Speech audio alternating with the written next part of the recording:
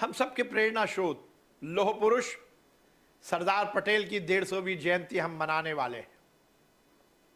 सरदार पटेल ने अपने व्यक्तित्व, अपने कृतित्व, अपनी दृढ़ इच्छा शक्ति के कारण आजादी के बाद अनेक रियासतों को हिंदुस्तान में जोड़ने का काम किया था। उनका यह व्यक्तित्व, उनका यह कृतित्व हम सबको प्रेरणा देता है। उनकी दृढ़ इच्छा शक्ति के कारण ही पूरा देश उन्हें लौह पुरुष कहता है।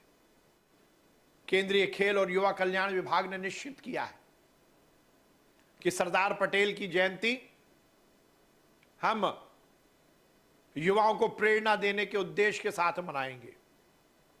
सरदार @150 यूनिटी मार्च के माध्यम से संपूर्ण देश के युवाओं को एक रूपता के साथ सरदार पटेल के विचार से ओतप्रोत करते हुए इस देश की एकता अखंडता के संकल्प के साथ युवाओं को जोड़ेंगे।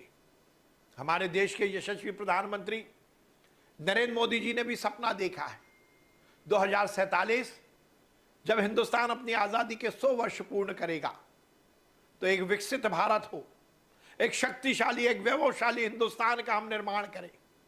और यदि ये सब करना है तो इस देश के युवाओं को एक मंच पर आकर इस देश की एकता अखंडता को कायम रखते हुए हर तरह से एक होना पड़ेगा।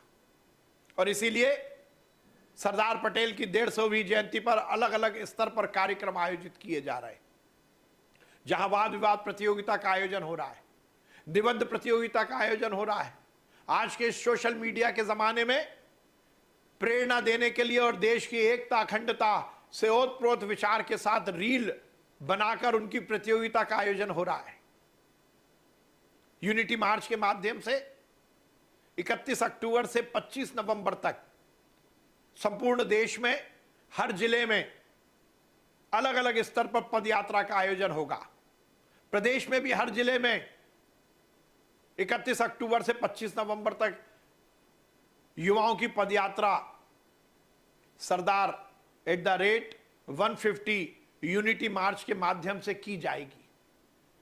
यह सुनिश्चित किया जाएगा कि हर जिले में 8 से 10 किलोमीटर की यह यात्रा समाज को प्रेरणा देने के लिए, समाज को एक रखने के संकल्प के साथ निकाली जाए। इस यात्रा में हजारों की संख्या में युवा एकत्रित होकर निकलने वाले। ये युवा संदेश देंगे इस देश की एकता का।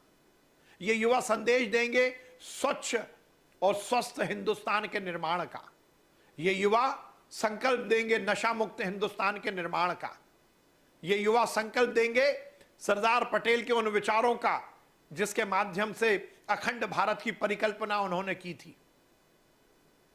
31 अक्टूबर से 25 नवंबर तक देश के विभिन्न और प्रदेश के विभिन्न जिलों में ये पदयात्रा निकाली जाएगी। और इस अभियान का अंतिम चरण 26 नवंबर को आयोजित किया जाएगा, जिसमें गुजरात में सरदार पटेल के जन्म स्थान करमसद से यूनिटी मार्च शुरू होगा और लगभग 152 किलोमीटर की पदयात्रा पूर्ण करता हुआ केवड़िया वहां तक ये मार्च जाएगा, ये पदयात्रा जाएगी।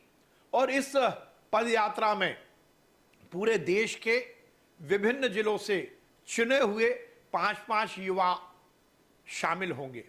हजारों की संख्या में पूरे देश के हर जिले के 5-5 युवा इस यात्रा में शामिल होंगे और ये संदेश देंगे कि ये देश एक है, इस देश का युवा एक है, इस देश का युवा विचार से, अपने संकल्प से इस बात को स्थापित करता है कि सरदार पटेल के सपने को साकार करेंगे।